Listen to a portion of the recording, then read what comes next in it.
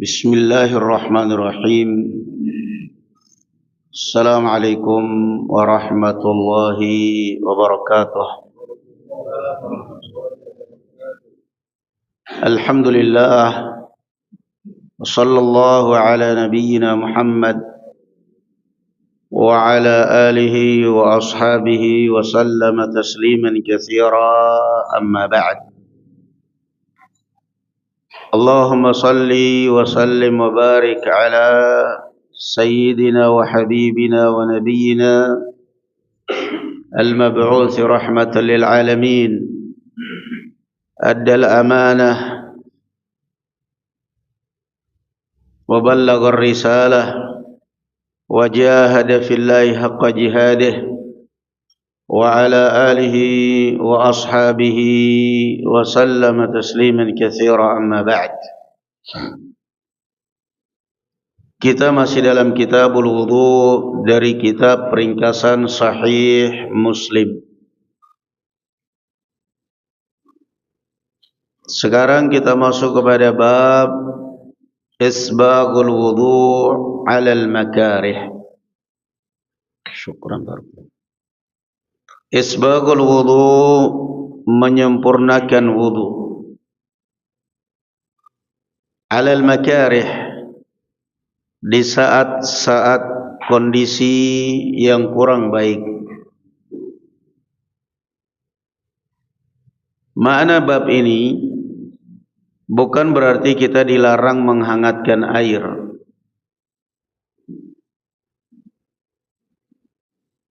Maknanya adalah di saat kondisi-kondisi yang kita kurang enak badan atau sedang sangat dingin kondisinya, dalam kondisi seperti itu kita masih bisa menghangatkan air dan kemudian supaya kita untuk berwudu lebih sempurna, maka itu yang dimasukkan dengan di dalam bab ini. Nah, dalam kondisi air yang sangat dingin, kondisi kita kurang fit, daripada kamu wudu asal-asalan, mending kamu hangatkan air baru berwudu. Karena Rasul sallallahu alaihi wasallam mengancam wailul lil aqabi minan nar, pada orang yang wudunya tidak sempurna. Sehingga dia lebih baik menghangatkan air lalu dia berwudu daripada harus berwudu asal-asalan. Qala an Abi Hurairah radhiyallahu anhu, dan dari Abu Hurairah radhiyallahu anhu wa ardhah, anna Rasulullah sallallahu alaihi wasallam qala, bahwasanya Rasulullah sallallahu alaihi wa alihi wasallam bersabda, ala adullukum ala ma yamhu Allahu bihil khataya, maukah aku tunjukkan kepadamu perkara yang dapat menghapus kesalahan-kesalahanmu, wa yarfa'u bihid darajat, dan akan mengangkat derajatmu. Kesalahan-kesalahanmu digugurkan, dihapus, derajatmu diangkat oleh Allah Subhanahu wa taala. Qalu bala ya Rasulullah. Para sahabat menjawab, mau ya Rasulullah. Siapa yang enggak mau digugurkan kesalahan-kesalahannya? Qala isbaghul wudu'i 'alal makarih. Beliau sallallahu alaihi wasallam mengatakan, kalau kalian ingin dosa-dosanya gugur, ingin derajatmu diangkat, karena bagaimanapun kita kalau sudah berdosa mesti derajat kita jatuh. Kalau sudah berdosa mesti beban itu luar biasa, beban mental kita. Beban mental, beban harga diri dan semuanya.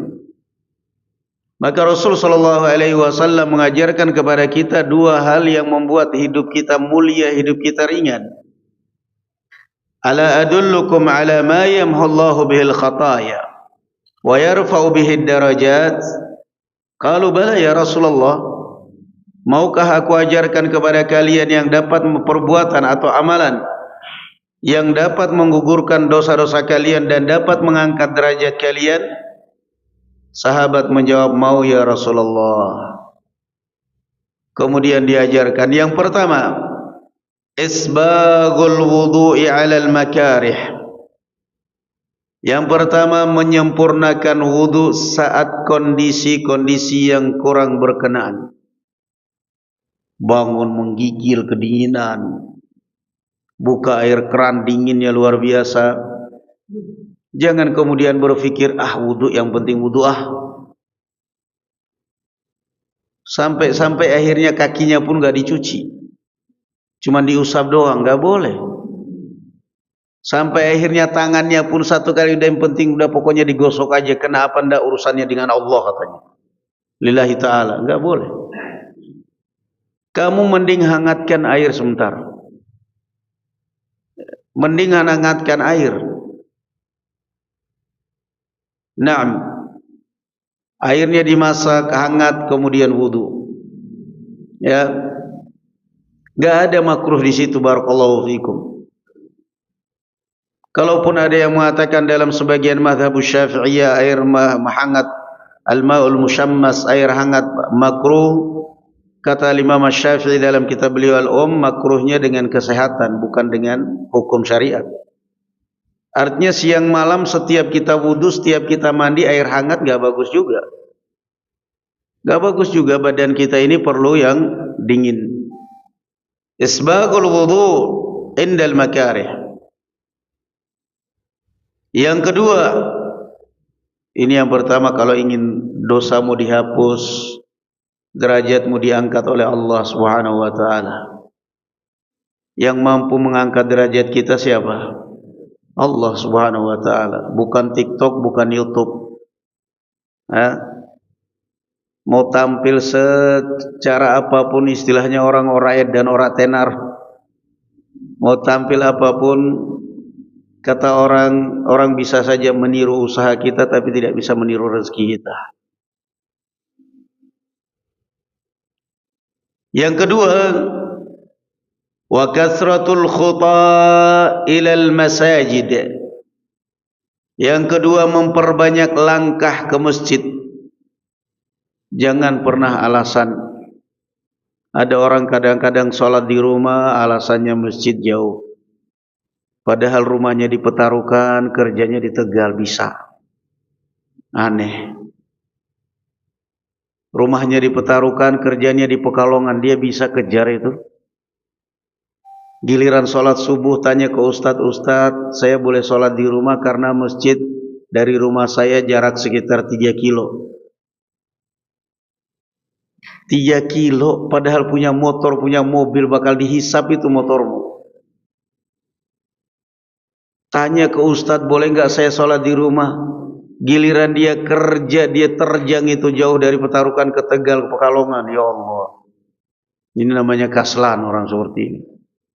Jangan. Kasratul khuta ilal masajid, memperbanyak langkah ke masjid. Termasuk salah satu tujuh dari yang dinaungi oleh Allah Azza wa Jalla adalah warajulun qalbuhu mu'allakun bil masajid. Orang yang hatinya selalu terikat dengan masjid, terikat dengan sholat, terikat dengan masjid. Naam, maka jadikan hati kita itu rindu dengan masjid. Jangan alasan supaya caranya hati kita itu rindu dengan masjid, ya cari masjid yang sholatnya baik, yang sholatnya sunnah. Karena kalau kita cari masjid yang sholatnya asal-asalan, bukannya rindu, kesal. Ke masjid lagi, malas sholat di belakang. Cari masjid yang bagus. Nah, nggak ada masjid yang bagus, bikin masjid sendiri. Dana dari mana? Bikin proposal aja. Jadi hati itu betah di masjid gitu loh. Menciptakan kondisi, menciptakan situasi hati itu betah di masjid. pulang ke rumah nggak dibukain pintu, iktikaf di masjid. Kenapa? Ali bin Abi Thalib begitu kok, nggak apa-apa, bukan aib. Ali bin Abi Thalib radhiyallahu anhu ribut sama Fatimah, kemana larinya? Masjid, bukan ke warung kopi, bukan ke pinggir sungai mancing hilangin stres. Mancing. Alah, daripada di rumah istri ngomel melulu, duit nggak ada, kerja nggak ada, mancing, hilangin stres. Siapa yang bilang mancing hilangin stres? Pulang ke rumah tambah stres. Hilangin stres itu baca Quran, ke masjid, ambil motor ke masjid, sampai di masjid baca Quran, ambil Quran baca Quran. Ala bi dzikrillahi tatmainnul qulub. Hatimu akan tenang dengan berzikir kepada Allah. Bukan ngopi, lari ke warung kopi, ke angkringan menghilangin stres, enggak akan hilang. Yang akan menghilangkan stres itu adalah, coba baca hadis ini. Kasratul khutbah ilal masajid. Perbanyak melangkahkan kaki ke masjid. Jaga salat. Kemudian kata beliau yang ketiga, wantidharus salah fadzalikumur ribat, fadzalikumur ribat. Dan menunggu salat, ba'da salah, setelah salat, maka itulah yang dinamakan ribat.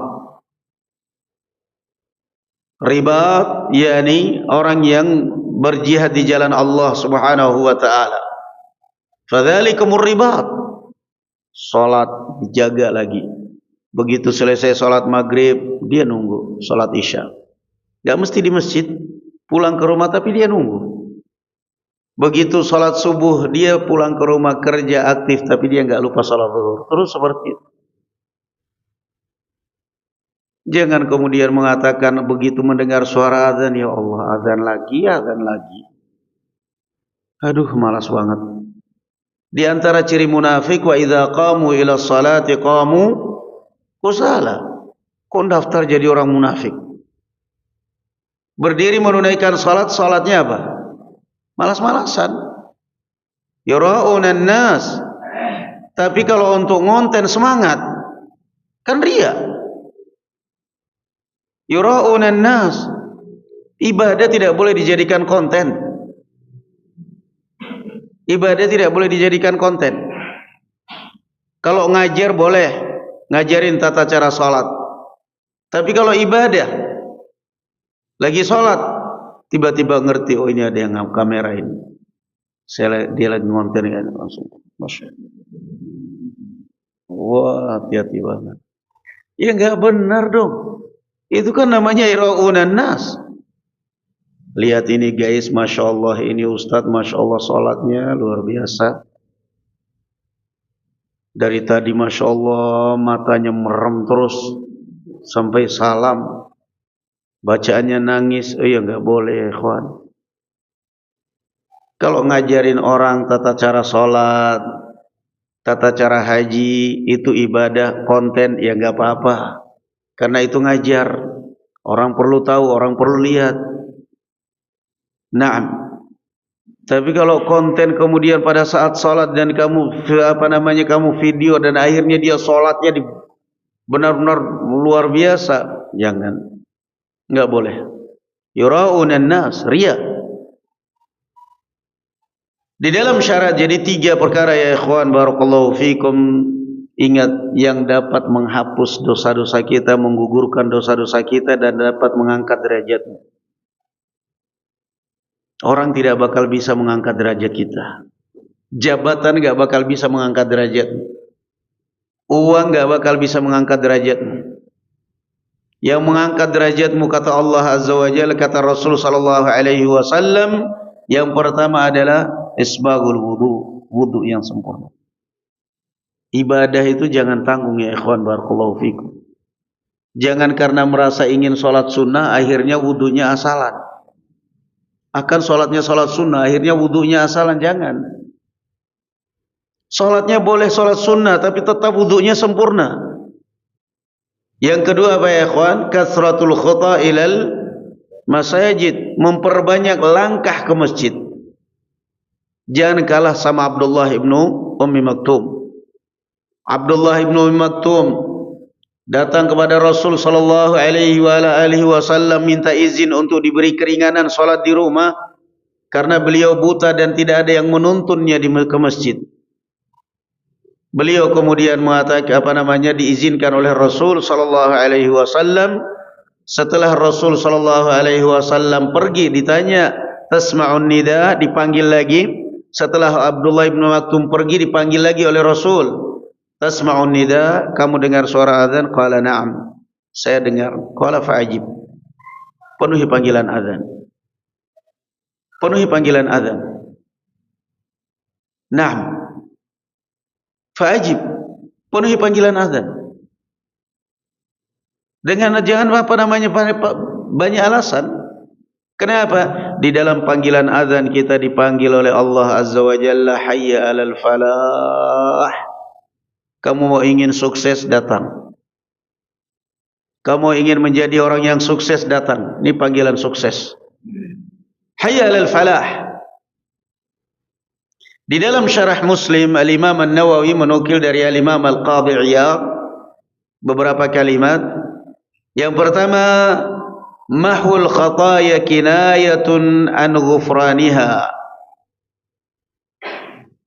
Qala wa yahtamilu mahwaha min kitabil hafadhati wa yakunu dalilan ala ghufraniha. Makna akan dihapus kesalahan-kesalahanmu, artinya akan diampuni. Ada kemungkinan dihapus dari catatan para hafadhah, para pencatat amal. Dihapus. Banyak hari ini sudah berbuat dosa karena kamu menyempurnakan wudu, rajin sholat, Masya Allah. Dihapus itu dosanya. Gugur dosanya. Allahu Akbar. Itu dua makna. Kemungkinan yang makna yang pertama, yamhullah, yakni diampuni, ghufranullah, Allah mengampuni dosa-dosamu, berarti catatannya tetap ada tapi sudah diampuni. Sudah, ini catatannya ada tapi kamu sudah saya ampuni.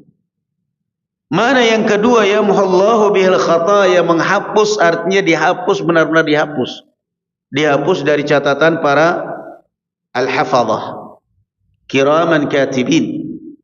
Ya, yang diutus oleh Allah Azza wa Jalla, yang bertugas, malaikat yang ditugaskan oleh Allah Azza wa Jalla untuk mencatat amal kita, amal baik kita dan amal buruk kita. Pada saat kita baik dicatat oleh malaikat yang pencatat kebaikan, pada saat kita berbuat keburukan dicatat oleh malaikat yang diperintah untuk mencatat keburukan. Naam. Makanya syaitan, malaikat paling malas kalau diwakilkan untuk menjaga orang yang jahat, orang kafir. Apa yang mau dicatat? Nganggur malaikat kebaikan. Apa kata Allah Azza wa Jalla dalam Al-Quranul Karim? Wa may ya'shu an dzikrir rahmani nuqayyid lahu syaitanan fahuwa lahu qarin. Wa may ya'shu an dzikrir rahman, dan barang siapa yang jauh dari Allah Subhanahu wa taala, jauh dari agama Allah Azza wa Jalla, nuqayyid lahu syaitanan. Kata Allah Azza wa Jalla, kami akan kuasakan kepada dia, kami akan titipkan kepada dia syaitan, fahuwa lahu qarin, yang terus menyertainya di mana saja dia pergi. Semua langkahnya syaitan. Alam tara anna arsalna asyayatin 'alal kafirin ta'uzzuhum azza. Tidakkah kalian perhatikan bahwa kata Allah Azza wa Jalla, kami mengutus kepada orang-orang kafir para syaitan Orang mukmin diutus oleh Allah malaikat, orang kafir diutus oleh Allah Azza wa Jalla para syayatin yang kerjanya ta'uzzuhum azza, mendorong mereka untuk berbuat kufur. Dorong terus. Makanya orang mukmin semangat berbuat kebaikan, semangat memperbaiki. Orang kafir semangat merusak, semangat berbuat kerusakan, semangat merusak. Kenapa? Ta'uzzuhum azza. Allah Azza wa Jalla mengirim kepada mereka syayatin untuk terus memprovokasi dan motivasi mereka. Maka Allah Azza wa Jalla mengingatkan kita kaum muslimin, fala ta'jal 'alaihim innama na'uddu lahum 'adda. Kata Allah Azza wa Jalla, sudah, enggak usah terlalu emosi melihat orang kafir berbuat kejahatan. Enggak usah terlalu terbawa emosi. Kami sudah menyiapkan kepada mereka siksaan yang setimpal. Sudah selesai. Itu makna yamhallahu bil khataya. Wa raf'ud darajat i'la'ul manazil fil jannah. Dan adapun mengangkat derajat artinya akan mengangkat kedudukanmu di dalam surga. Orang yang beriman di dunia kalaupun dia tidak dimuliakan orang, di akhirat menanti dia. Di dunia dia direndahkan orang, di akhirat falyawmal ladzina amanu minal kuffari yadhhakun 'alal araiki yanzurun hal thuwibal kuffaru ma kanu yaf'alun.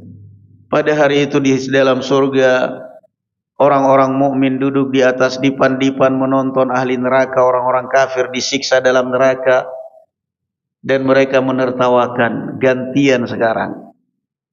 Dulu kalian di dunia menertawakan orang-orang mukmin, kasihan kamu semenjak Islam kamu miskin, kamu orang Islam kamu miskin, kamu tertawa aja sampai gigimu copot. Kita enggak bisa, orang mukmin enggak bisa balas di dunia, nanti di akhirat. Nanti di dunia, di akhirat dibalas. Fal yawmal ladzina amanu minal kuffari yadhhakun. Orang mukmin duduk di atas dipan-dipan mereka di surga bersandaran. Mereka menonton orang-orang kafir tersiksa di neraka jahanam, disiksa. Mereka tertawa gantian, sekarang kami yang menertawakan kalian. Gantian, ditertawakan. Mereka memanggil, wanada ashabun nari ashabal jannah an afidhu alaina minal ma' aw mimma razaqakumullah qalu innallaha harramahuma 'alal kafirin. Ditertawakan, dihinakan karena mereka di dalam neraka tersiksa, dibakar. Mereka menjerit, tetap aja minta tolong kepada ahlul jannah. Wanada, mereka memanggil, wahai ahli surga, tolonglah, teteskan kepada kami setetes saja air surga. Tidak usah satu gelas kebanyakan, tetes saja. Anafidhu alaina minal ma', tolong teteskan. Aw mimma razaqakumullah, atau kalaupun enggak setetes air, enggak seteguk air, sudah apa sajalah, buah ke apa ke yang Allah berikan kepada kalian. Dijawab oleh ahlul jannah, innallaha harramahuma 'alal kafirin. Allah haramkan itu semua untuk orang-orang kafir. Udah rasakan kalian. Raf'ud darajat. Allah mengangkat derajatnya orang yang beriman di surga. Dan bahkan di dunia sebelum di akhirat. Kemudian yang berikutnya, wa kathratul khuta bi bu'did dar wa isbagul wudu' tamamuhu.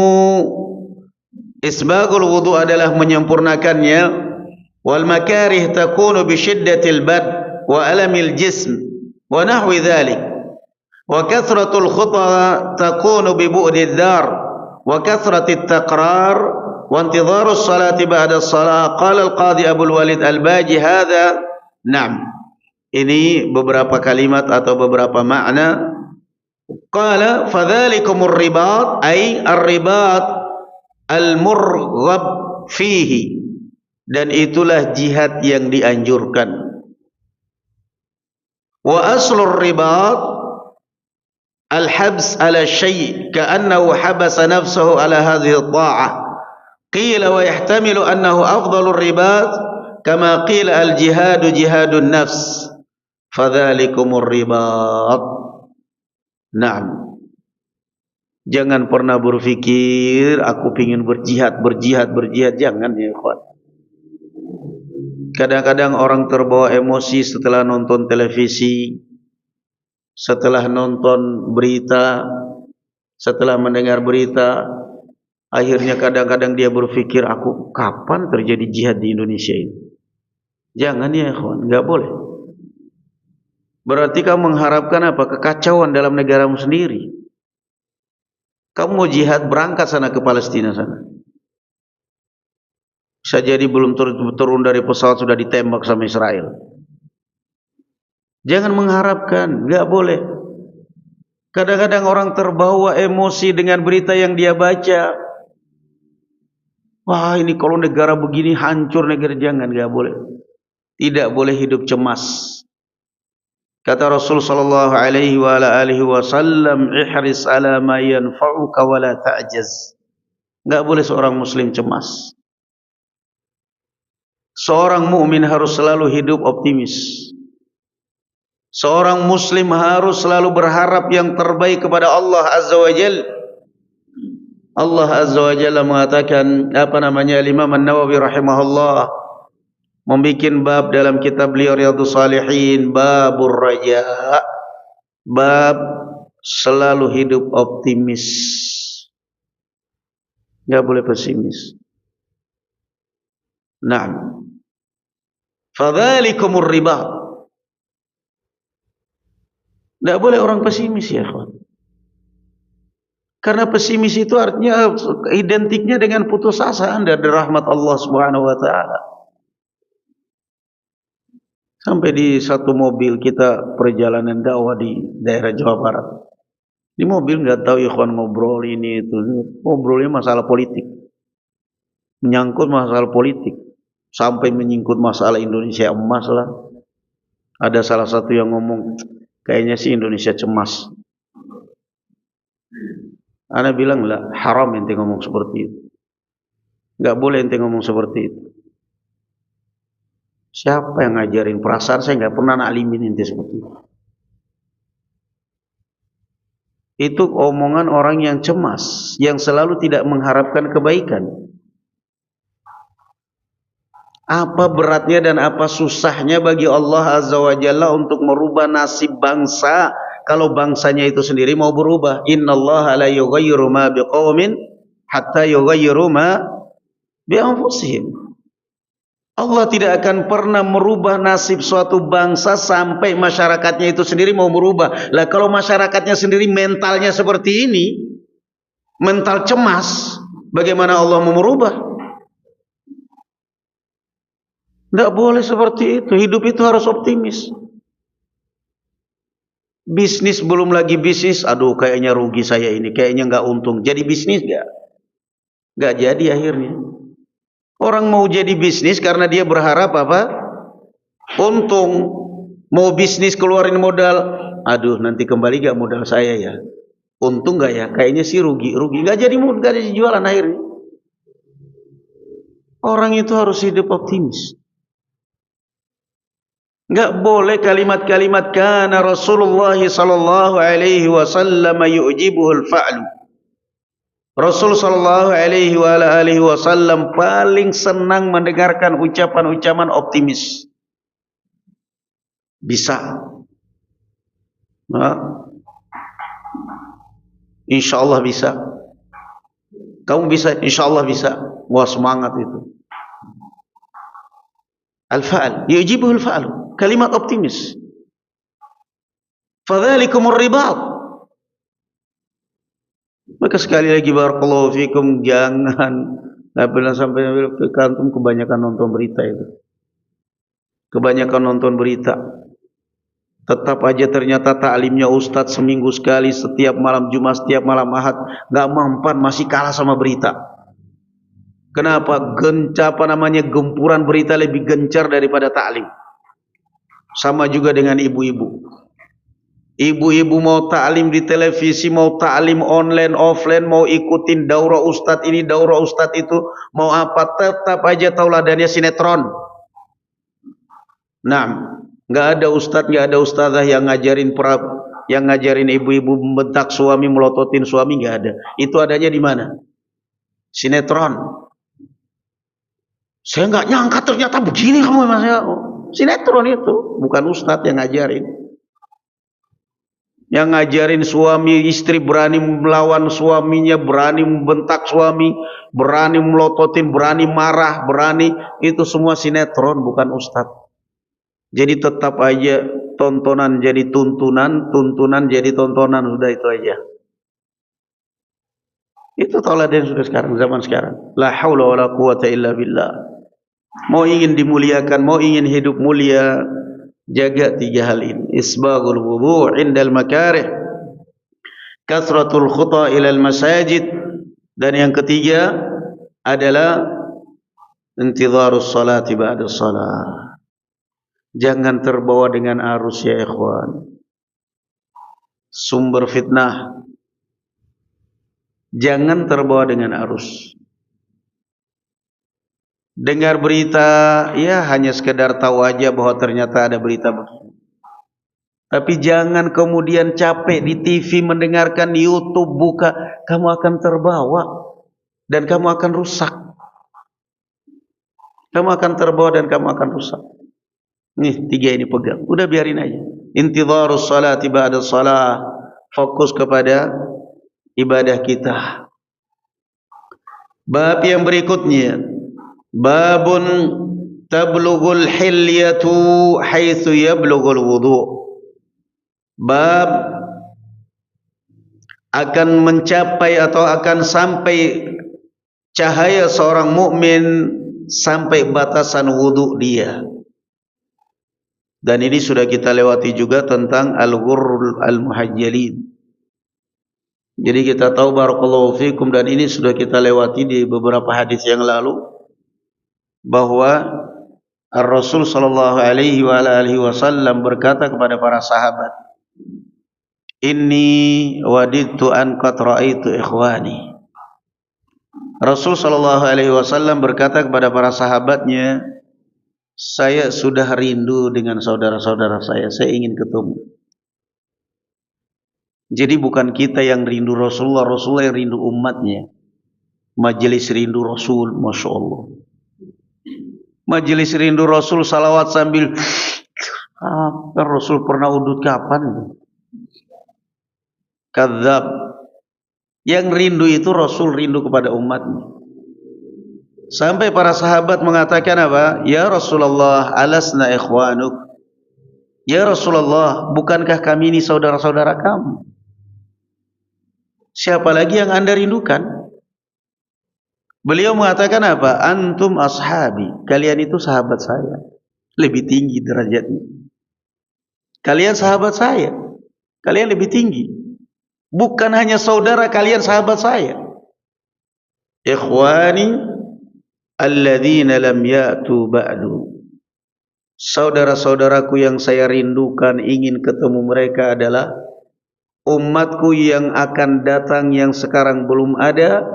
Mereka beriman, mereka mengikuti saya, mereka percaya kepada saya, padahal mereka tidak pernah lihat saya. Masya Allah, mudah-mudahan kita termasuk mereka, dirindukan oleh Rasul. Sahabat penasaran, ya Rasulullah, kaifa ta'rif ummatak? Ya Rasulullah, ketika nanti di hari kiamat di padang mahsyar, miliaran manusia, atau ada di atas miliar gak ya? Kuadrat miliar atau apa adalah manusia dari awal sampai akhir di padang mahsyar, dipajang seperti itu oleh Allah Azza wa Jalla. Anda bisa mengenali umat Anda ya Rasulullah? Anda bisa membedakan mana umat Anda, mana umatnya Nabi Musa, mana umatnya Nabi yang lain? Apa jawab beliau? Kata beliau, ara'aitum law anna ahadakum lahu khaylun Buhmun. Buhmun. Bagaimana pendapat kalian, kata Rasul, kalau seandainya kamu punya seekor kuda yang berwarna murni warnanya, hitam atau putih satu warna. Di tengah-tengah komunitas kuda yang berwarna apa namanya lah. Kata Rasul sallallahu alaihi wasallam, bagaimana pendapat kamu kalau seandainya kamu punya kuda yang di wajahnya ada bulu putih, di hidungnya ada bulu putih, di kaki tangannya ada bulu putih, di tengah-tengah kuda yang warnanya satu warna, warna hitam, warna kuning, warna putih.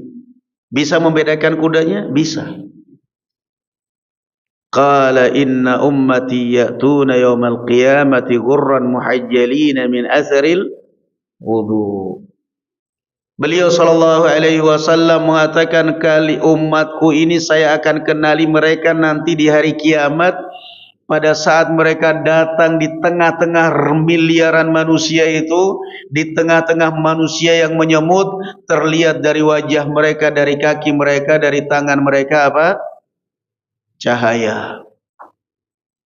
Salat pokoknya bekas wudu ini. Yang sunnah, yang bid'ah, semua pokoknya yang penting salat. Semua cahayanya ada. Mana keadilan kalau begini nih? Pokoknya yang sunnah, yang bid'ah, semua umat beliau yang salat, yang wudu bakal datang dengan membawa cahaya. Nanti pemisahnya di mana? Perpisahan antara ahlul bid'ah dan ahlus sunnah di mana? Di telaga. Kata beliau, wa ana farradtukum ala khawdi. Saya akan menanti kalian nanti di telaga saya. Inna a'tainakal kautsar. Saya akan menanti kalian di telaga. Setiap umat mengikuti penabinya. Yauma nad'u kulla ummatin biimamihim. Setiap umatnya Nabi Musa ikut Nabi Musa, umatnya Nabi Isa ikut Nabi Isa. Umat saya ikut saya menunggu kalian, posisi saya saat itu di telaga saya. Di telaga yang apa namanya, gelasnya, yang timbanya, gayungnya ada di nujumis sama, sejumlah bintang di langit. Man syariba minhu lam yadhma abadan. Siapa yang minum darinya tidak akan pernah haus selama-lamanya. Maka semua umatku yang bersolat, yang berwudu, bercahaya di wajahnya, kemudian menuju ke saya, menuju telaga saya. Tiba-tiba kata Rasul sallallahu alaihi wasallam, "Summa yuzadanna aqwamun an khawdi." Tiba-tiba di antara umatku yang bercahaya ini yang sedang mengarah ke telaga saya, ini berarti umat saya, ini berarti Nabi saya. Tiba-tiba dari cahaya ini yang mengarah ke telaga disingkirkan, dijauhkan. Dijauhkan dari telaga. Kok tiba-tiba mereka ini dibelokkan jalurnya. Faqulu ya Rabbi ummati ummati. Aku pun memanggil, wahai ya Allah, mereka itu kan umatku. Mereka itu umatku ya Allah. Dari mana? Kenapa beliau berteriak mereka itu umatku? Dari mana? Dari cahaya. Mereka itu ada cahaya di wajah, ada cahaya di kaki, di tangan, ya Allah. Kenapa mereka dijauhkan dari saya? Kenapa mereka dijauhkan dari telaga saya? Ummati, ummati. Mereka umatku, biarkan sama saya. Fayaqalu innaka la tadri ma ahdatsu ba'dak. Kemudian dikatakan kepada beliau, memang mereka ini adalah umatmu. Mereka ini salat menghadap kiblatmu. Mereka ini baca Al-Quran, mereka ini salawatan. Tapi kenapa akhirnya dijauhkan dari telagamu? Karena mereka ini selalu berbuat bid'ah di dunia. Masih mau berani berbuat bid'ah. Anggapannya kan cuma bid'ah amali aja ini. Dijauhkan dari telaganya Rasulullah baru tahu rasa. Engkau tidak tahu, hai Muhammad, bid'ah-bid'ah yang mereka lakukan, inovasi-inovasi yang mereka lakukan atas nama agama. Agamamu mereka acak-acak, mereka selalu menginovasi, mereka macam-macam lah. Begitu Rasul sallallahu alaihi wasallam mendengarkan jawaban, ternyata mereka selalu merubah, selalu menambahi, selalu mengurangi, selalu menginovasi agama, ajaran agama. Beliau sallallahu alaihi wasallam mengatakan suhqan suhqan, ai bu'dan bu'dan. Kalau memang mereka benar seperti itu, sudah jauhkan jauh, singkirkan, jauhkan mereka. Jauh sejauh-jauhnya. Disitulah terpisah antara siapa? Yang sunnah dengan yang bid'ah. Nanti akan dihisap lagi tersendiri, dikumpulkan lagi tersendiri. Yang bid'ahnya berat, yang bid'ahnya ringan, yang datang cuma cari berkat doang. Udah diam, saya juga tahu kok enggak ada, cuman berkat lumayan tuh, lihat telurnya banyak banget. Duduknya dekat telur. Duduknya di situ. Belum selesai acara sudah diangkat batang pisangnya, dibawa lari sama dia. Kacau acara ini. Kadang-kadang seperti itu. Masya Allah, la haula wa la quwata illa billah. Itulah pemisah. Al-ghurr wa tahjil, cahaya di wajah, cahaya di kaki, di tangan akan ada di umat ini, yang salat, yang berwudu. Tapi nanti yang memisahkan antara sunnah dengan bid'ah, yang jauh dari bid'ah dengan yang sunnah, disitulah nanti akan terpisah persimpangan jalan. Di mana? Telaganya Rasul sallallahu alaihi wa ala alihi wasallam, Al-Kautsar. Naam, man syariba minhu lam yadhma abadan. Allahumma asqina min haudi nabiyyik. Naam, mudah-mudahan kita termasuk orang yang diberi minum kesempatan untuk merasakan dan mencicipi dan minum telaganya Nabi kita Muhammad sallallahu alaihi wasallam. Sudah isya? Baik, azan dulu.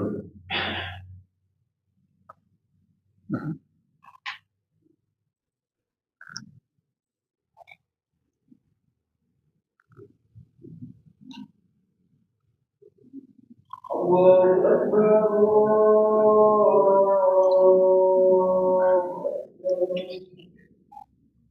Allahu Akbar.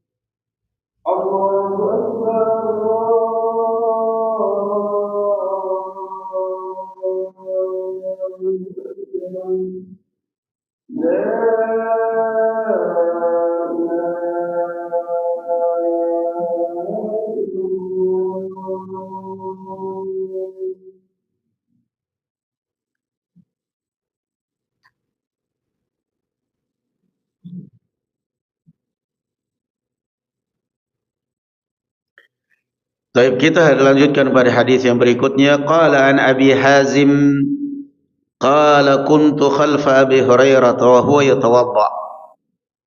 Dari Abi Hazim beliau bercerita, saya pernah berada di belakang Abu Hurairah dan saat itu beliau sedang berwudu. Wa huwa yatawaddau lis-shalah, dan beliau berwudu untuk salat. Fa kana yamuddu yadahu hatta tablugha ibtah, dan beliau berwudu mencuci tangan sampai ke ketiak. Dan ini kita sudah lewati di hadis sebelumnya bahwa ini adalah ijtihadnya siapa? Ijtihadnya Abu Hurairah yang tidak disepakati oleh para sahabat dan bahkan bertentangan dengan Al-Quran. Karena Al-Quran faghsilu wujuhakum wa aydiyakum ilal marafiq. Al-Quran memerintahkan sampai ke siku. Abu Hurairah radhiyallahu anhu berijtihad pada saat berwudu sampai ketiak dicuci semuanya. Nah, apa dalilnya Abu Hurairah? Dalilnya Abu Hurairah, inna ummati ya'tuna yawmal qiyamati ghurran muhajjalin. Umatku ini akan datang di hari kiamat, kata Rasulullah, bercahaya di wajah dan tangannya. Beliau dari hadis ini mengambil istimbat, kalau kamu ingin cahayamu panjang, ya panjangkan lagi wudu'mu. Nah, dan itu enggak mungkin terjadi. Qala, dan beliau praktekkan. Abu Hazim bercerita, kata beliau, saya pernah berada di belakang Abu Hurairah dan saya perhatikan beliau sedang berwudu untuk salat. Saya perhatikan dia mencuci tangan sampai di ketiaknya dicuci. Qala fakana yamuddu yadahu hatta tablugha ibtah. Faqultu lahu ya Abu Hurairah, ma hadzal wudu? Aku pun bertanya kepada Abu Hurairah, wahai Abu Hurairah, apa wudu yang kamu praktekkan ini? Kok aneh? Faqala ya bunayya ya bani Farrukh, antum ha huna law alimtu annakum ha huna ma tawadda'tu hadzal wudu'. Abu Hurairah mengatakan, wahai Banu Farrukh, kalian sudah berada di sini. Kalau seandainya saya tahu kalian ternyata berada di sini dan melihat saya tidak akan berwudu dengan cara seperti ini. Ha tayyib, sami'tu khalili yaqul tablughul hilyatu minal mu'min haitsu yablughul wudu'. Aku pernah mendengar kekasihku yakni Rasul sallallahu alaihi wasallam bersabda, akan mencapai cahaya seorang mukmin sampai di ujung wudunya. Naam, tapi prakteknya enggak seperti itu. Nah, Abu Hurairah radhiyallahu anhu memiliki praktek wudu tersendiri sehingga membuat bingung Banu Farrukh. Kita baca dulu syarah ini hadisnya. Adapun syarahnya Imam An-Nawawi mengatakan, qala al-qadhi, tayyib, wa innama arada Abu Hurairah bi kalamihi hadza. Abu Hurairah bermaksud dengan ucapannya ini, annahu la yanbaghi liman yuqtada bih, bahwa tidak pantas seorang yang diteladani orang banyak, yang dicontoh orang banyak, idza tarakhasa fi amrin li daruratin, kalau dia sedang ada keringanan dalam suatu hal karena darurat, atau tashaddada fihi, atau dia terlalu ekstrim di dalam pengamalannya, liwaswasatin, karena waswas, atau li'tiqadihi fi dzalika madhhaban, atau adanya keyakinan sesuatu madhab syadza bihi anin nas, yang dia sendiri agak asing dari orang banyak, an yaf'alahu bihadratil ammah, agar jangan melakukannya di hadapan orang banyak, al jahala, orang jahil, li'alla yatarakhasu bi rukhsatihi, supaya orang tidak mengikuti dia, li ghairi daruratin, tanpa darurat, au ya'taqidu annama tashaddada fihi huwal fard, atau orang meyakini bahwa apa yang dia perbuat itu adalah wajib, al-lazim, yang harus. Tayyib, itu maknanya. Jadi perhatikan ya ikhwan, saya ulangi supaya lebih faham. Abu Hurairah radhiyallahu anhu berwudu sesuai dengan ijtihadnya dia, dan ini jelas menyelisihi sunnah bahkan Al-Quran. Tetapi tetap aja bukan berarti Abu Hurairah salah.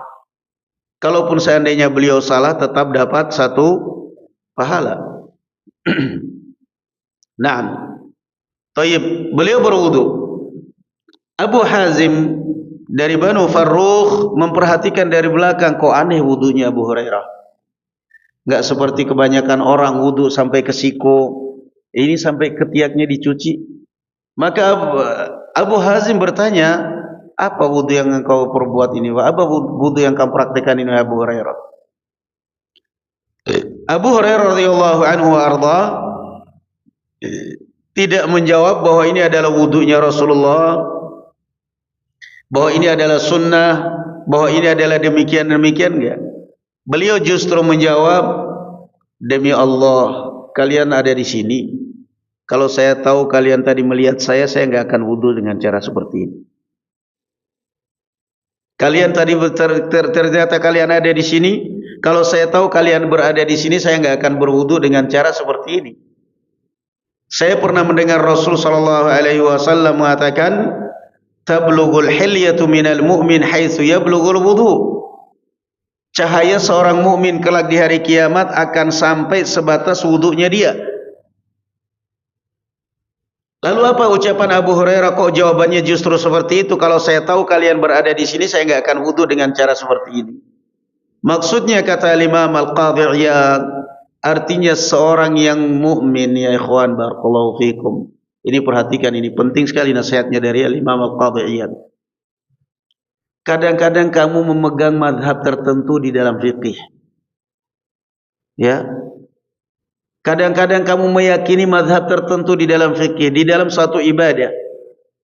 Dan kamu berada di tengah-tengah komunitas yang mungkin di situ berbeda dengan mazhab kamu. Pada saat kamu mempraktekkan mazhab yang kamu yakini, mereka akan melihat merendahkan kamu, mereka akan melihat ini orang niat apa enggak sih? Maka jangan. Ya. Kadang-kadang kita melihat sebagian orang, ya Allah, fanatik luar biasa dengan mazhab Syafi'i, Hambali lah. Sampai sholat pun Allahu Akbar, megangin di bawah pusarnya tangannya di situ. Dengan dalil bahwa itu adalah mazhab Syafi'i. Nah sekarang kalau kamu katakan bahwa itu adalah dalil mazhab Syafi'i, itu bolehlah. Tapi sekarang coba kamu baca hadisnya. Kamu baca hadisnya. Kamu baca hadisnya, kamu baca kitab salat, sifat salat Nabi Syekh Al-Albani, kamu baca hadis-hadis Nabi. Ar-Rasul sallallahu alaihi wasallam setelah takbiratul ihram, yada'u sadrahu ala yadayhi ala sadrih. Beliau meletakkan kedua tangan di atas dada. Dada itu di mana? Inilah dada. Kalau sudah ini namanya perut. Dipusar, di bawah pusar namanya, sekalian aja turunin lagi. Kadang-kadang kita ngelihat ini orang salat. Allahu Akbar. Sudah tangannya gini, bukan lagi sedekap. Afwan ya, kadang-kadang sebagian orang gini. Allahu Akbar. Gini. Jadi ini sholat apa mainan ini orang? Kalaupun benar Rasul sallallahu alaihi wasallam ini meletakkan tangan di atas ini, atau di sini, atau di sini. Ini gini. Ini mazhab apa ini? Jadi barakallahu fikum ya ikhwan. Pada saat yang seperti ini kamu praktekkan di tengah-tengah masyarakat yang mereka sudah terbiasa sholat dengan seperti ini, mereka akan mengatakan, apalagi melihat penampilan kamu mungkin jenggotan, cingkrang, gamis, kamu akan direndahkan. Kamu akan direndahkan. Boleh Anda belajar fikih dengan mazhab tertentu karena itu untuk meringankan orang. Ya. Kenapa ada fikih-fikih mazhab Syafi'i, mazhab Hambali, mazhab, dan Jumat kemarin di Jumat 2 Jumat yang lalu itu di Poltek Tegal ada seminar seperti itu. Mahasiswa-mahasiswa panitianya di sana, termasuk saya diundang juga, ada dari NU, dari Muhammadiyah pembicaranya. Ada yang nanya, boleh enggak kita belajar mazhab? Boleh. Tapi jangan fanatik. Kenapa ada fikih-fikih madhab itu? Antum belajar, lihat fikih madhab. Hampir semua fikih madhab itu enggak ada dalil.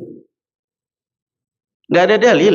Tapi itu kan semua kesimpulan dari dalil. Kenapa? Tidak semua orang bisa hafal dalil. Dan sekarang ada orang suruh salat, kamu salat. Kamu wudu dulu. Saya suruh wudu. Saya enggak hafal dalilnya wudu, Ustaz. Suruh baca Al-Quran, dalilnya Al-Quran kan? Suruh hafal dalilnya wudu, dia nggak hafal. Berarti kalau dia nggak hafal nggak usah wudu. Oh jangan, kamu belajar kamu madhabnya apa? Syafi'i. Syafi'i wudu nggak kalau sholat? Wudu, udah so wudu sana. Jadi fungsinya itu untuk menggampangkan orang, karena tidak semua orang hafal apa? Hafal dalil. Nah sekarang kamu wudu, saya nggak hafal dalilnya, kenapa saya suruh wudu? Madhab Hambali, Syafi'i, Hanafi, Maliki, kalau wudu, bahwa wudu adalah syarat sahnya salat wudu. Selesai. Maka jangan terlalu barakallahu fikum. Ini belajar dari kisah ini. Abu Hurairah radhiyallahu anhu. Abu Hurairah punya keyakinan seperti itu kalau berwudu sampai ke ketiaknya. Tapi beliau berwudu di suatu daerah yang ternyata dilihat orang. Ditanya, apa ini wahai Abu Hurairah? Kata Abu Hurairah, maaf, saya nggak tahu kalau kalian ngelihat saya. Kalau saya tahu kalian lihat saya nggak akan wudhu begini. Khawatirnya, akhirnya orang akan mencontoh. Akhirnya orang akan apa? Akan mencontoh kamu. Dalam kesalahan itu atau dalam ijtihadnya kamu itu, padahal mereka nggak tahu dalil. Atau khawatirnya yang kedua, mereka akan merendahkan kamu. Nah, ada orang yang kadang-kadang sholat, begitu dia sholat telat 3 rakaat, selesai sholat yang depan langsung berdiri keluar, nggak ada sutrahnya, maju. Begitu maju ternyata berdiri lagi ini orang, maju lagi.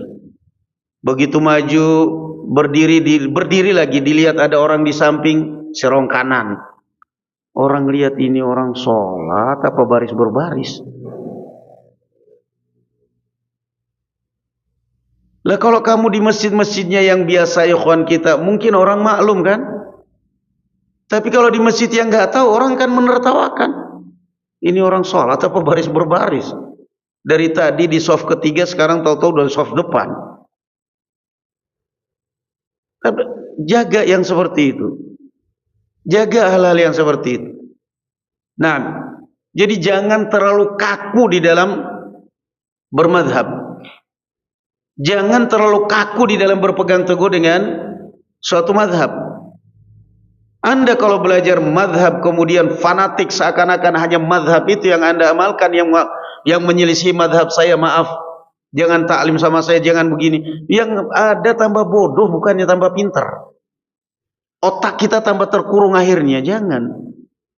Imam Ahmad bin Hanbal rahimahullah ta'ala termasuk pendapat beliau dan madhab beliau bahwa kunut subuh adalah bid'ah. Gimana wahai imam kalau saya kunut, saya sholat di belakang orang yang kunut? Beliau mengatakan, ikut, al-khilafu syar. Kamu ikut, enggak ada masalah. Jadi hal-hal yang seperti itu jangan.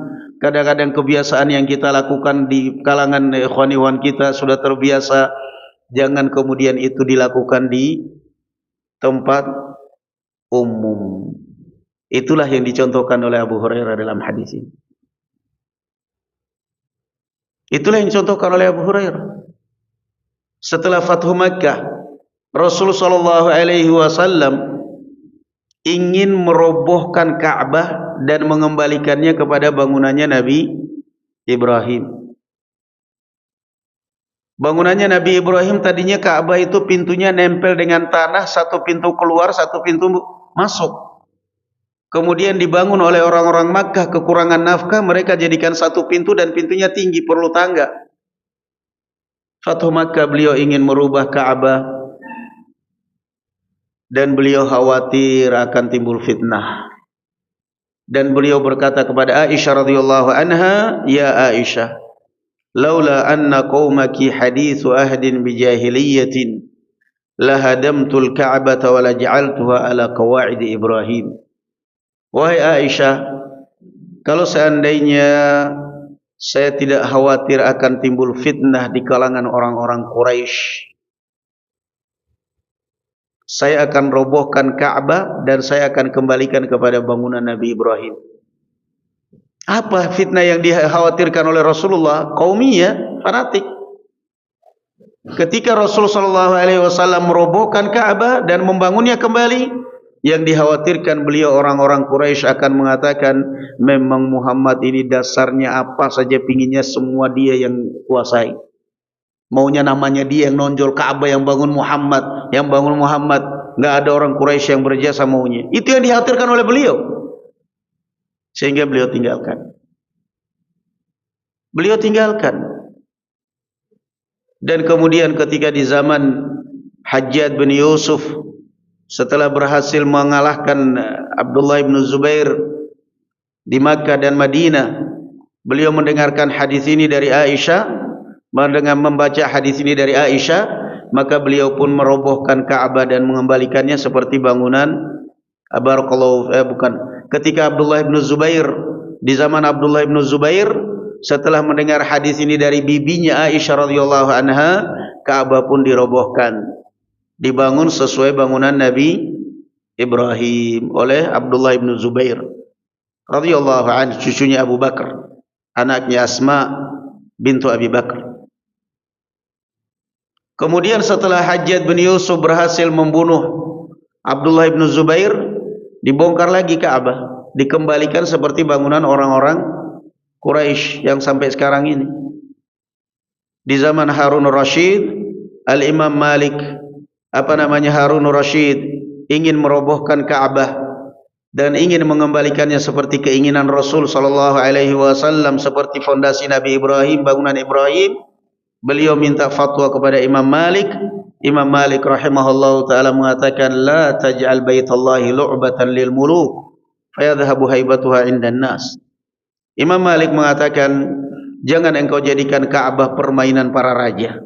Setiap raja naik bongkar pasang, akhirnya akan hilang di bawahnya di mata manusia. Maka akhirnya dibiarkan. Jadi ini yang dinamakan kaidah di dalam usul fiqh ya ikhwan, dar'ul mafasid muqaddamun ala jalbil masalih. Bahwa membendung fitnah, membendung kerusakan lebih kamu dahulukan daripada mencari kemaslahatan. Kata Syekhul Islam Ibn Taimiyah rahimahullahu ta'ala, laisal aqil alladhi ya'riful khaira minasyarr, wa innamal aqil alladhi ya'rifu khairal khairaini wa syarra syarrain. Kata Syekhul Islam, orang yang cerdas itu bukan orang yang tahu mana yang baik, mana yang buruk. Banyak yang bisa seperti itu. Wa innamal aqil, orang yang cerdas yang sebenarnya adalah orang yang bisa membedakan di antara sekian banyak kebaikan mana yang paling baik yang harus saya kerjakan. Dan orang yang bisa membedakan di antara sekian banyak madarat mana yang lebih ringan yang saya terjang. Yang di antara sekian banyak kejelekan mana yang paling parah ini. Saya tahu ini jelek, ini jelek, ini jelek, ini jelek, tapi paling tidak yang saya jauhi yang paling jeleknya aja udah. Ya'rifu khairal khairain wa syarra syarrain. Itu penting. Nah, belajar dari kisah Abu Hurairah. Beliau ketahuan berwudu dengan cara seperti itu. Beliau mengatakan, demi Allah kalau saya tahu kalian di sini saya enggak akan wudu seperti ini. Maka hati-hati, barakallahu fikum. Ya, terkadang ada banyak kadang-kadang yang memang kita pada saat kita sholat di masyarakat kita, kadang-kadangnya sudahlah harus menyesuaikan dengan mereka. Kadang-kadang kita jahar dengan basmalah. Naam, ada daurah suatu tempat undangan di Masjid Agung Kabupaten. Tanya kepada imam, Ustaz khutbah Jumat sekalian imamin. Ya berat. Di sini kalau khutbah Jumat gimana Pak? Udah mau nggak mau privat dulu lah. 2 kali azan boleh. Imamin. Bismillah keras nggak Pak? Bismillah biasanya jahar di sini Ustaz. Al-Fatihah sama surat juga. Iya Pak, boleh. Setelah sholat doa nggak Pak biasanya? Doa Ustaz, siap. Udah biarin aja. So khutbah 2 kali, Bismillahirrahmanirrahim, dia habis sholat, zikir Allahumma sholli ala Muhammad, doa. Begitu pergi ke mobil ikhwan tanya, Ustaz tadi itu ada dalilnya Ustaz? Ada, apa dalilnya? Tutup mulutmu, jangan banyak tanya. Silamat. Dalilnya itu aja udah. tanya melulu, sosok tahu, kalaupun dikasih dalil juga nggak hafal-hafal kok.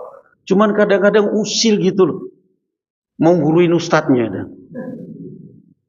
Nanti pada akhirnya giliran, ustadz ini nggak kuat ini prinsipnya ini, pelin-pelan ini ustadz. Masa gitu? Masalahnya bukan masalahnya barakallahu fikum, Anda ini mau membawa rahmatan lil alamin atau membawa fitnah. Nah itu cuma beda, salahnya apa coba? Nggak salah, nggak ada yang salah menjaharkan basmalah.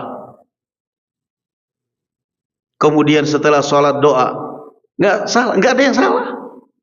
Oh saya doanya juga jelas kok, supaya mereka juga aminnya jelas. Yang celaka kan kadang-kadang mengaminkan doa tapi nggak dengar doanya apa. Doanya nggak dengar, amin, amin, amin apa yang kamu aminkan, dengar aja enggak.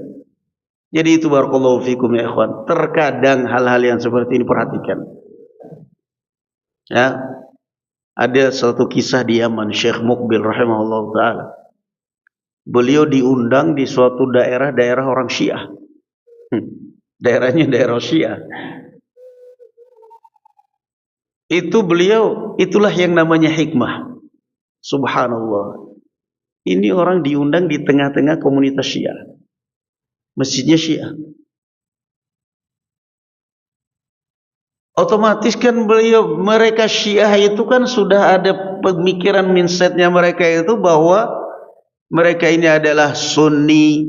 Itu kalau di Arab, kalau di Indonesia Wahabi. Iya, kalau di negara Timur Tengah isunya Sunni sama Syiah. Kalau di Indonesia maunya Wahabi diangkat. Sama sebenarnya itu. Maunya arahnya ke sana. Mereka kan bayangannya itu, ini mindsetnya mereka ini, Sunni ini kan anti Ahlul Bait. Mereka kan begitu Syiah, Nasibi. Mereka ini anti Ahlul Bait. Coba lihat hikmahnya, bijaknya para ulama, mutar otak. Apa tema yang bakal saya sampaikan di sini? Datang beliau di situ muhadharah menyampaikan keutamaan Ali bin Abi Thalib radhiyallahu anhu. Bab fadail Ali, fadail Fatimah, fadail Hasan Husain, tercengang semua enggak orang. Mana katanya anti Ahlul Bait. Mereka lebih hafal Ahli Bait daripada kalian sendiri. Sama dengan orang Nasara kan. Begitu dia dengar orang Islam berbicara, kok lebih faham Yesus orang Islam daripada kita sendiri. Mereka akhirnya banyak yang sadar, banyak yang insaf. Jadi seorang dai itu bukan berarti bunglon dengan kondisi-kondisi seperti itu ya ikhwan. Tapi artinya seorang dai barakallahu fikum, ud'u ila sabili rabbika bil hikmati wal mau'izatil hasanah. Abdullah bin Mas'ud radhiyallahu anhu ketika salat di Mina, beliau termasuk orang yang keras dalam hal wajibnya qasar di Mina. Sedangkan Utsman bin Affan radhiyallahu anhu salat sempurna, enggak diqasar di Mina. Ibnu Mas'ud salat di belakang Utsman bin Affan, mau enggak mau ikut sempurna salatnya. Lalu ditanya oleh muridnya, katanya wajib qasar. Apa jawab Ibnu Mas'ud? Al-khilafu syarr. Perselisihan itu jelek. Selesai. Singkat. Jadi kalau kamu yang seperti itu tadi kemudian ditanya dalilnya apa Ustaz, tutup mulutmu itu aja. Al-khilafu syarr. Kenapa kita selalu senang berselisih dan ribut dengan saudara kita kaum muslimin? Belajar dari kisah Abu Hurairah. Itu mana pelajaran yang besar. Kita diberi pelajaran oleh siapa? Oleh Abu Hurairah radhiyallahu anhu. Beliau mengatakan, "La wallahi law a'lamu annakum hahuna ma tawadda'tu hakadha."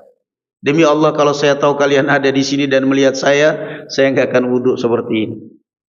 Nah, itulah yang kadang-kadang Masya Allah pentingnya selalu bijak, selalu melihat momen, kapan kita berbuat begini, kapan kita. Kadang-kadang kita ada rukhsah tersendiri, tapi lakukanlah itu pada saat kamu sendirian. Lakukanlah itu pada saat di komunitas kamu. Jangan dipaksakan di komunitas yang lain. Na'am barakallahu fikum. Itu yang harus beberapa pelajaran yang dapat kita ambil dalam hadis ini. Ada pertanyaan ya ikhwan? Fadhal kalau ada pertanyaan, masih ada waktu kok.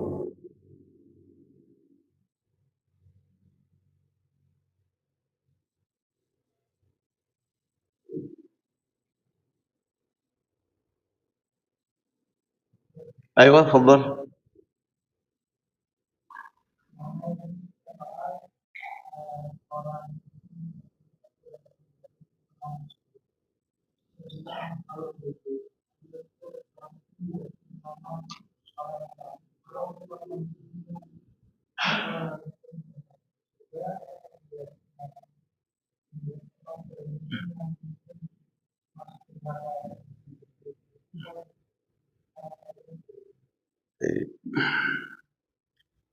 Baik, pertanyaannya masalah syafaat seorang mukmin kepada saudaranya seorang mukmin di hari kiamat, gitu ya?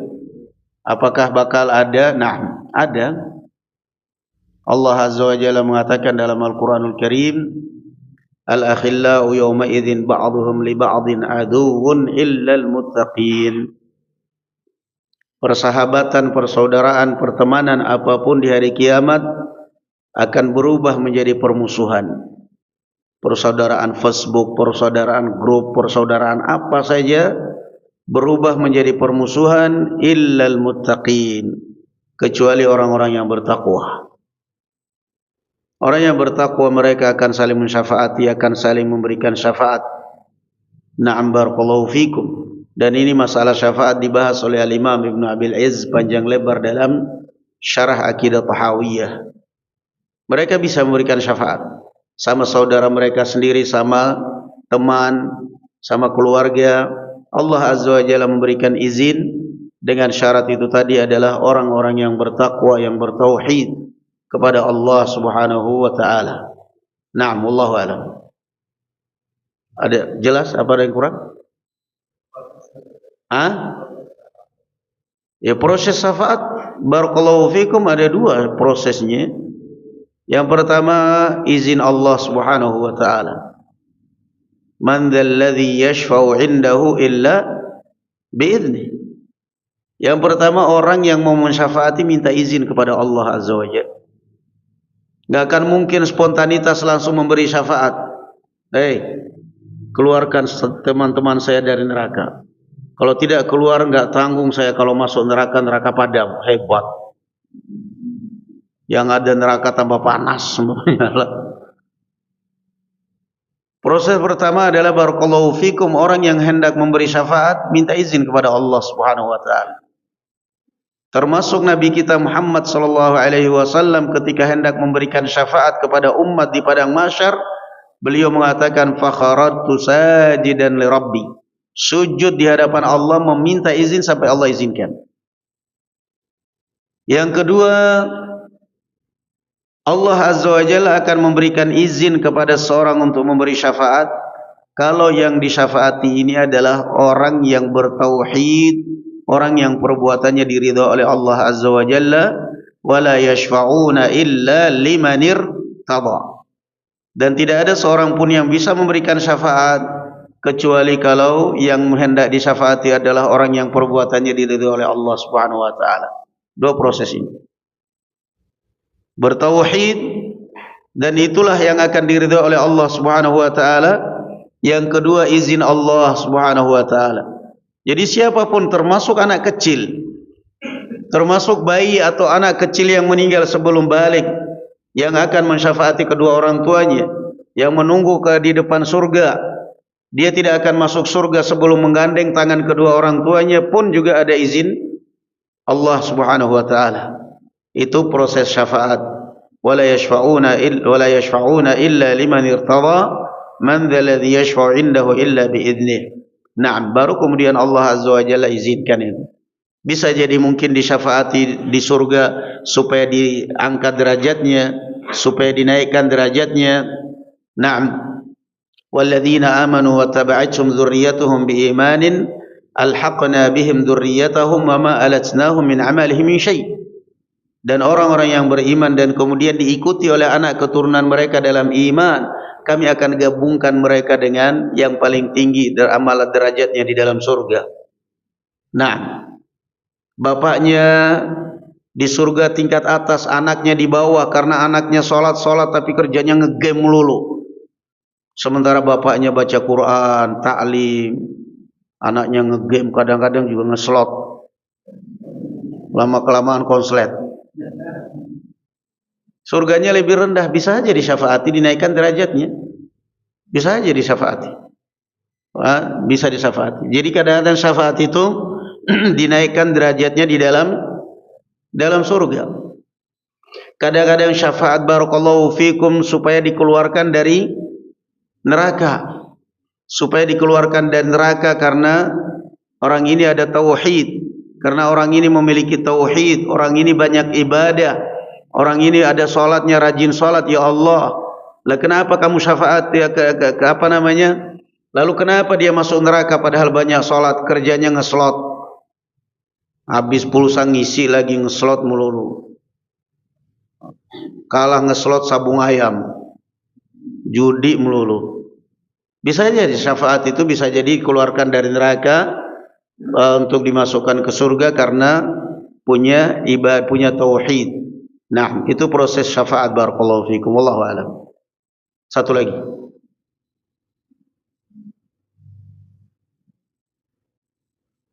Enggak apa-apa kalau ada satu lagi, enggak apa-apa.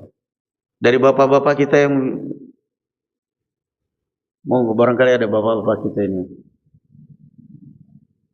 Kadang-kadang mau nanya nggak enak, nanti begitu keluar tadi itu saya mau tanya, cuman nggak enak. Ada aja kadang orang. Nanti insya Allah kalau Ustadz datang lagi mau tanya, begitu Ustadz datang udah lupa pertanyaannya apa. Baik, udah nggak ada kan? Baik, alhamdulillah kalau nggak ada kita cukupkan sampai sini. Barakallahu fiikum, wallahu a'lam bis-shawab. Subhanakallahumma bihamdik, asyhadu an la ilaha illa anta astaghfiruka wa atubu ilaik. Assalamualaikum warahmatullahi taala wabarakatuh.